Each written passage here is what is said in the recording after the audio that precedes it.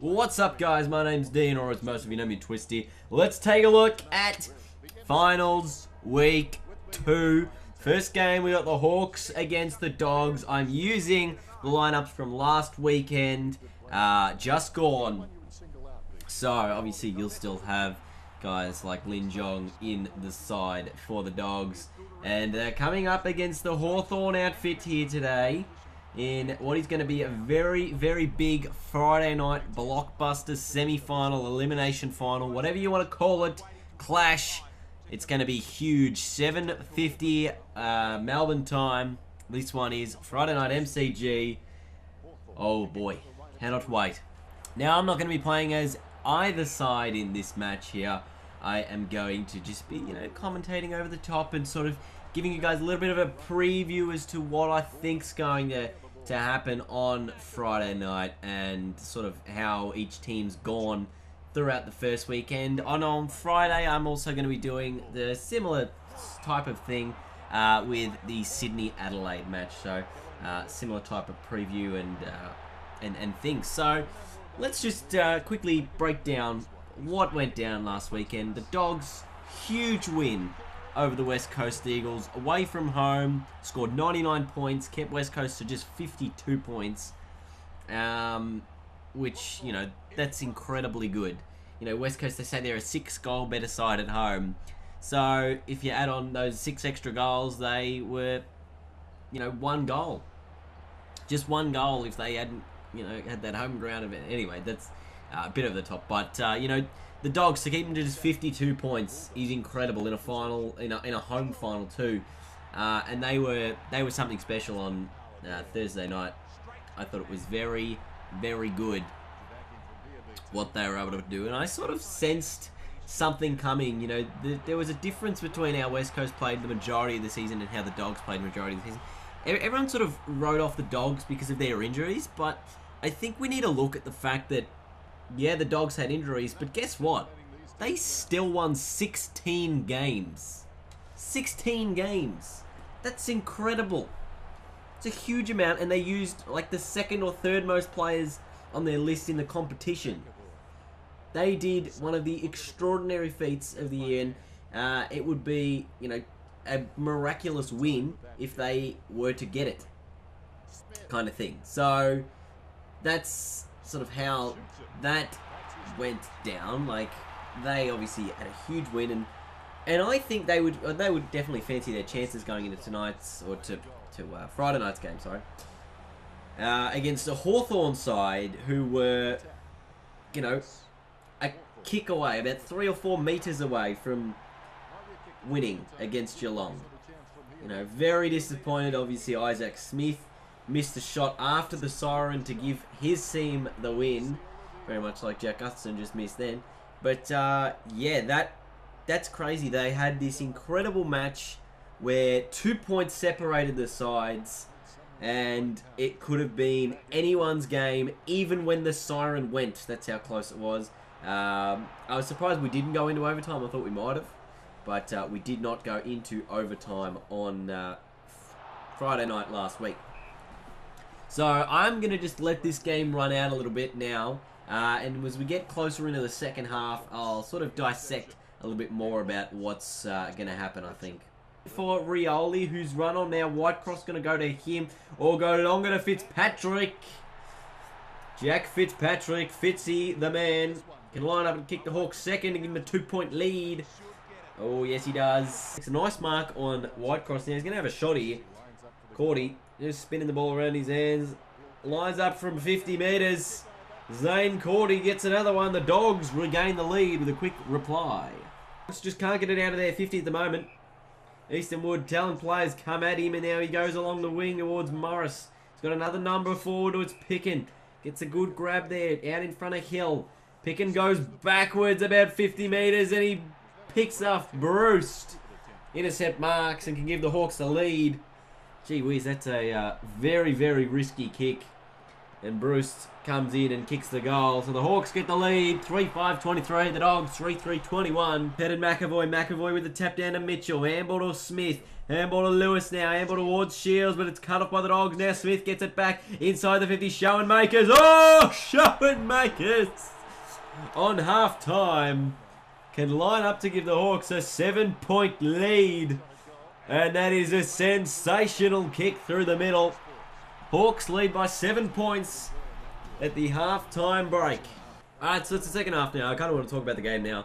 And then if there's still time left over, then I can do a little bit more commentary. But I really like this matchup here because they've only played once so far this season, if I'm correct.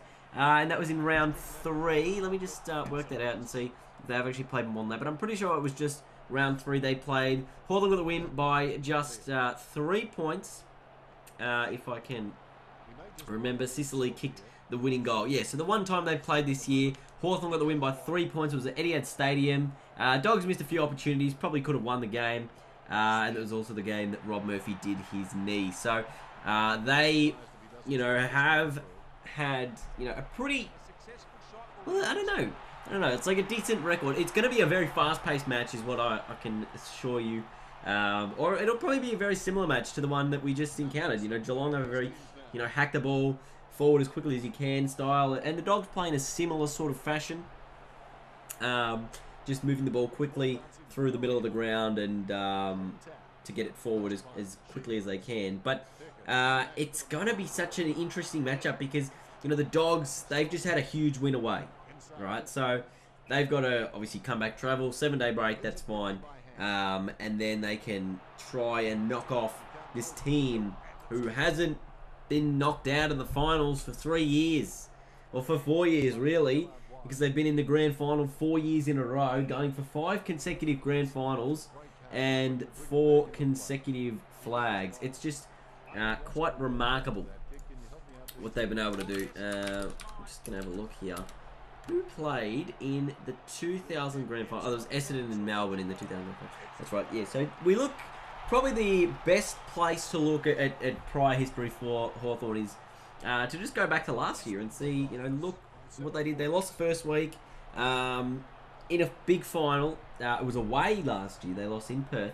So it's the first time they've been beaten at the MCG for a while since that 2012 grand final in terms of beaten in a final. And, they really have not had too many issues on the MCG. And finally, a team's been able to get them, and it was Geelong, who, we know have had that good record over Hawthorn for quite a while. And obviously, it's not as good the last couple of years when Hawthorn managed to break the Kennett curse. But, they still have had a really good game. Anyway, what I think's going to happen is I think it's just going to be like a battle. I don't know how physical the Dogs will be. This is going to be the interesting part for me because we saw Friday night's game, brutal physical contest. Spot fires everywhere. We saw Saturday afternoon's game, similar sort of thing in the Sydney v GWS game. Can the Dogs either withstand the physicality of the Hawks or be able to dish out some of their own physicality? I think that's going to be the key because I think, we've got the unsociable Hawks, which is what we're expecting them to be like throughout this final series, and that's what they've done. They've brought that aggression back last week, and whether that tactic works against a team like the Dogs is yet to be seen because we haven't really seen this true aggressive side of the Western Bulldogs yet, and I'd like to see that. I'd like to see a big, aggressive Western Bulldogs team come out fire this weekend. And they're one of the best contested ball sides in the comp. We know Geelong are as well. And Hawthorn are like the worst. So if they can actually get on top in that area, which they did in round 3 as well, I know it won't make too much of a difference anyway because Hawthorn are so good at actually moving the ball. They don't turn it over as much as other sides. But if they can, really use that contested ball to their advantage as Geelong sort of did on Friday night, they will give themselves a real chance. We're looking at players now like Tom Boyd. How good was he over in Perth? guys like Roughhead, still superb as well. This is for the Dogs there, Roughhead I'm talking about here. Paul Lin Jong did his shoulder or broke his arm or something like that, and so he's out for the remainder of the year. Which kind of sucks, but, you know, we need a spark? I don't even know. It's going to be a great game, is all I can tell you guys. I just think it's going to be just another battle. And I think the bye round has really helped. Just last week, you saw the quality of football. I guess the other thing we're going to attribute to the quality of football is that we've known who the top 8 teams in the competition were pretty much the whole year. I think North Melbourne, yeah, they were sort of there on a Fremantle-like slide. They'll fall down dramatically next year. And you'll see a side like St Kilda or Melbourne or Collingwood pop up into that top 8. Or even Port Adelaide to an extent. But you can't really, you know, say that they were part of that elite group of teams, which the 6 that are left, I believe, were the 6 best teams in the competition. I think West Coast had a very inconsistent year, and North Melbourne started really strongly, but then they ended really poorly. So I think we're going to see the quality of football obviously be very high.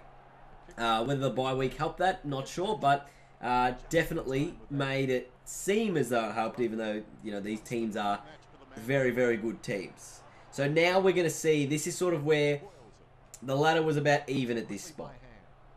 Which sides were the sides that were able to win the biggest of games, the finals games? And we're going to find that out this weekend when Hawthorn take on the Dogs and when Adelaide take on the Swans. That is going to be a huge, huge weekend of football. Adelaide and Sydney is just such an intriguing match. Obviously, in Sydney, that one. But, gee whiz. We'll talk about that one on Friday night or Friday afternoon when I get my preview up for that. But that's going to be incredible too. Anyway, I don't even know what's going to happen in this game. I hope the Dogs win. Purely because I don't know.